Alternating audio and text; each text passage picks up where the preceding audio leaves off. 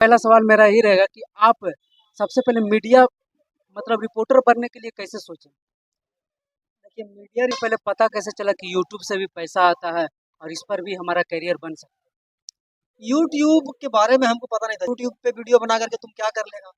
और आज ऐसा है कि यूट्यूब और फेसबुक के बदौलत ही आज हम अपना पूरा लाइफ स्टाइल चल रहा है। क्या करते थे? मतलब शुरुआती दौर में आपका जो परवरिश हुआ बचपन से वो कैसा रहा? बहुत अमीर घर के बाल बच्चे हम लोग नहीं है। बहुत जो ग्राउंड है वो बहुत कमजोर था स्टार्टिंग में। मम्मी पापा के पास रहने के लिए घर नहीं था बैठ कर। पढ़ने में खर्चा बहुत आता है। देखिए सबसे पहले तो हम यही बोले कि जो भी ये जर्नलिज्म के फील्ड में आना चाहते हैं उनको मेरा पर्सनल सलाह है कि वो सबसे पहले नालंदा दस्तक के पहले इंडिया न्यूज में काम करते थे। दिल्ली में नेशनल चैनल है, वहाँ पे हम 15-20 दिन काम किए। वहाँ पे आपको इतना प्रेशराइज काम करवाया जाएगा कि आप खुद तंग कितना कमा रहे हैं? बस ऐसा है कि पहले कुछ लेने से सिचुएशन खुद से क्रिएट हो जाता है। हम लोग का कोई उद्देश्य नहीं होता कि किसी से लड़ाई झगड़ा हो। स्कूल में जाइएगा, किसी भी विद्यालय में जाइएगा, मान लीजिए कि आप ही के घर में जाकर के तो नमस्कार दोस्तों, हमारे साथ जुड़े हुए हैं मगध के जाने माने मीडिया रिपोर्टर। और आप लोग तो जानते हुए खास करके इन मगध के एरिया में नवादा नालंदा से पूरा गया और औरंगाबाद जहानाबाद से हमारे साथ अमित चौरसिया जी जुड़े हुए हैं, नालंदा दस्तक के संपादक। इनसे आज हम बातचीत करते हैं कि इनकी कैरियर की शुरुआत कैसे हुई, कैसे उन्होंने यूट्यूब की दौर को मतलब पहचाना और पैसा कमाने को लेकर इन सभी बातों को जानकारी ली। तो चलिए शुरू करते हैं। सबसे पहले हमारे चैनल पर आपका स्वागत है। बहुत बहुत धन्यवाद भाई, अपने चैनल पे आने का मौका देने के लिए। जो भी सवाल है पूछिए, बताने की कोशिश करेंगे। सबसे पहला सवाल मेरा यही रहेगा कि आप सबसे पहले मीडिया मतलब रिपोर्टर बनने के लिए कैसे सोचे? देखिए मीडिया रिपोर्टर बनने का शौक मेरा बचपन से ही। ठीक है, मतलब कि 8-9 क्लास में पढ़ते थे, उसी समय से मेरा एक फोकस था। और कभी भी इस फोकस से इधर उधर हम लोग नहीं हुए। मतलब कि स्टार्टिंग में एक होता है ना कि स्टार्टिंग में किसी लोगों का मन होता है कि हमको ये करना है, फिर 2 महीना के बाद मूड उनका चेंज हो जाता है कि हमको ये करना है वो करना। तो स्टार्टिंग से ही मेरा मिशन एकदम क्लियर था, विजन क्लियर था कि हमको करना है तो जर्नलिज्म। इसी को अग्रसर करते हुए 10th किए, 12th किए।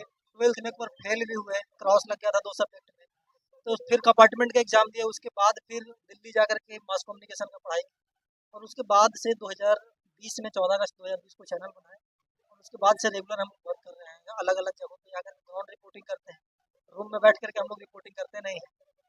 सबसे पहले पता कैसे चला कि यूट्यूब से भी पैसा आता है और इस पर भी हमारा करियर बन सकता यूट्यूब के बारे में हमको पता नहीं था। जब हम कॉलेज में गए पढ़ने के लिए नई दिल्ली, ग्रेटर नोएडा में मेरा कॉलेज था, तो वहीं पे जो पढ़ाया जाता है ना, वहीं पे हम लोग को ज्ञान दिया गया, वहीं पे हम लोग को नॉलेज दिया गया कि आप लोग डिजिटल मीडिया को भी एक अपना करियर बना सकते हैं।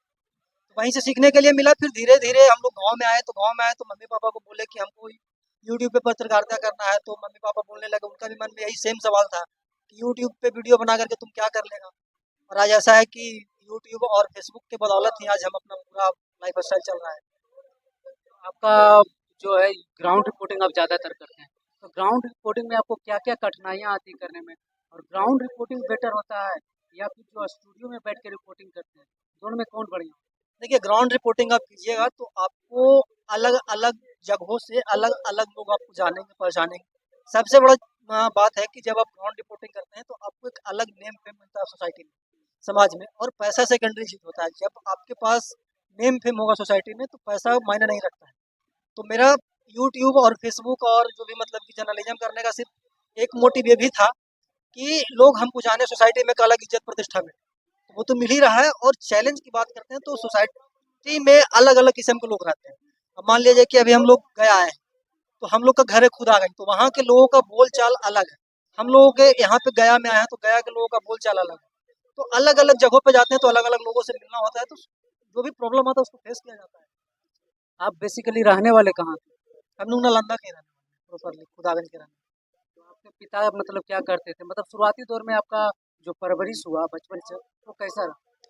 बहुत अमीर घर के बाल बच्चे हम लोग नहीं है। बहुत जो ग्राउंड है वो बहुत कमजोर था स्टार्टिंग में। मम्मी पापा के पास रहने के लिए घर नहीं था।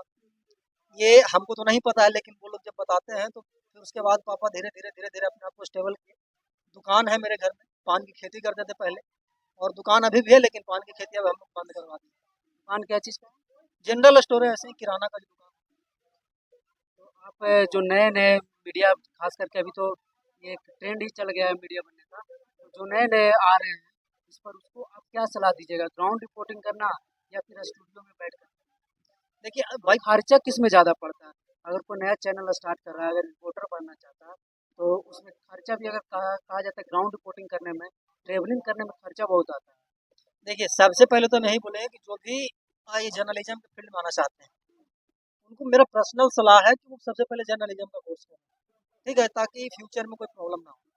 अगर आप कोई बड़े इवेंट में जा रहे हैं, बड़े प्रोग्राम में जा रहे हैं, किसी बड़े पॉलिटिकल पार्टी के इवेंट में जा रहे हैं, तो वहाँ पे जैसे ऑफिशियल्स वर्क के लिए खास करके डीएम का, सीएम का इंटरव्यू लेना, तो आपसे वो पूछ सकते हैं। जब डीपीआरओ को आप मेल कीजिएगा कि हमको फलाना अधिकारी का इंटरव्यू लेना है, तो पूछेंगे कि आपका क्वालिफिकेशन क्या है, क्योंकि एक दो बार मेरे साथ ऐसा हुआ है। तो सबसे पहले हम कहेंगे कि वो जर्नलिज्म करें। मास कम्युनिकेशन 3 साल का कोर्स होता है, वो करना बहुत मस्ट होता है। तब वो आप एक प्रोफेशनल रिपोर्टर बन जाते हैं। और खर्चे की बात है तो अब सवाल आपका ये भी था कि स्टूडियो में बैठ करके करें कि फील्ड रिपोर्टिंग करके करें। हम स्टार्टिंग में पहले आपको बताया कि फील्ड रिपोर्टिंग का जो आपको ओहदा है, वो अलग नेम फेम देगा। और स्टूडियो का जो ओहदा है, हम नालंदा दस्तक के पहले इंडिया न्यूज़ में काम करते थे, दिल्ली में नेशनल चैनल है। वहाँ पे हम 15-20 दिन काम किए, वहाँ पे आपको इतना प्रेशराइज़ काम करवाया जाएगा कि आप खुद तंग आकर के छोड़ दीजिएगा। तो जो स्टूडियो वाला वर्क होता है उसका अलग रुतबा है, जो ग्राउंड लेवल वाला वर्क होता है उसका अलग रुतबा है। खर दोनों को आप कंपेयर नहीं कर सकते हैं। एक आसमान है तो दूसरा पाताल। खर्चा किस में ज़्यादा है? देखिए खर्चा की बात, शुरुआती दौर में कौन बेटर है? अगर आपको नौकर बनना है तो स्टूडियो में जाकर के किसी दूसरे चैनल के थ्रू काम कीजिए, और आपको मालिक बनना है तो अपना चैनल बनाइए। और खर्चे की बात है तो हम लोग महीने में सच बता रहे हैं कि 15-20 हज़ार का पेट्रोल खत्म होता है, इतना हम लोग ट्रैवल करते हैं। भाई बाइक से ही जाते हैं, 200-300 किलोमीटर हम लोग चले जाते हैं। तो खर्चा वो आपके ऊपर डिपेंड करता है कि आप चीज़ों को कैसे इस्तेमाल कर रहे हैं। हम पहले पल्सर से चलते थे, अब बुलेट लिए हैं, तो उसमें ज़्यादा खर्चा है, तो वो आपके शौक के ऊपर डिपेंड करता है कि आप कितना खर्चा कर रहे हैं। पहले 8 हज़ार कमाते थे, फिर भी मेरा महीना चलता था, और आज उससे बहुत ज़्यादा कमा रहे हैं, फिर भी मेरा महीना ही चल रहा है। कितना कमा रहे हैं? बस ऐसा है कि पहले कुछ लेने देने के लिए मम्मी पापा को कहना होता था, और अब कुछ भी लेना होता है तो खुद से ले लेते हैं। कोई ऐसा चीज़ बताइए, वस्तु का नाम जिसे आप खरीद सकते हैं मंथली इनकम से? मतलब कि ये हम उचित नहीं मन बता अरे एस्टिमेट बता समझते हैं। सकते हैं? अप्रोक्स वही है कि आईफोन 13 हम लोग खरीद सकते हैं एक महीने का। और आपको जो आप रिपोर्टिंग करते हैं ग्राउंड रिपोर्टिंग, उसमें ज़्यादातर देखा जाता है स्कूल में बच्चों टीचर से, और खास करके लड़ाई झगड़ा जो टीचर से प्रिंसिपल से, वो वीडियो आपका ज़्यादा वायरल होता है। तो उसको लेकर आप क्या कहना चाहिए? मतलब जो रिपोर्टिंग उस समय करते हैं, तो वो जानबूझ कर किया जाता है या फिर अटेंडम हो जाता है उस टाइम? नहीं, वो वैसा सिचुएशन खुद से क्रिएट हो जाता है। हम लोग का कोई उद्देश्य नहीं होता है कि किसी से लड़ाई झगड़ा हो। स्कूल में जाइएगा, किसी भी विद्यालय में जाइएगा, मान लीजिए कि आप ही के घर में जाकर के हम आपका बुराई करेंगे तो आपको तो गुस्सा आएगा ही। तो वही बात है, जब हम लोग किसी विद्यालय में जाते हैं, तो वहाँ के जो भी प्रधानाध्यापक होते हैं, जो भी शिक्षक होते हैं, वो सच्चाई को बाहर आने से डरते हैं, और उसी दौरान नोक-झोंक हो जाता है। खैर ये सब काम है, उसको मैनेज करते हैं हम लोग। तो ये सब में तो आप पर केस मुकदमा भी होता होगा? अभी तक तो नहीं हुआ है, आगे का पता नहीं। अभी तक नहीं हुआ है।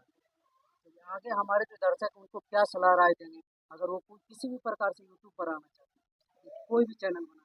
देखिए यूट्यूब एक बहुत अच्छा करियर है, बहुत अच्छा प्लेटफ़ॉर्म है आजकल के डिजिटल दुनिया में।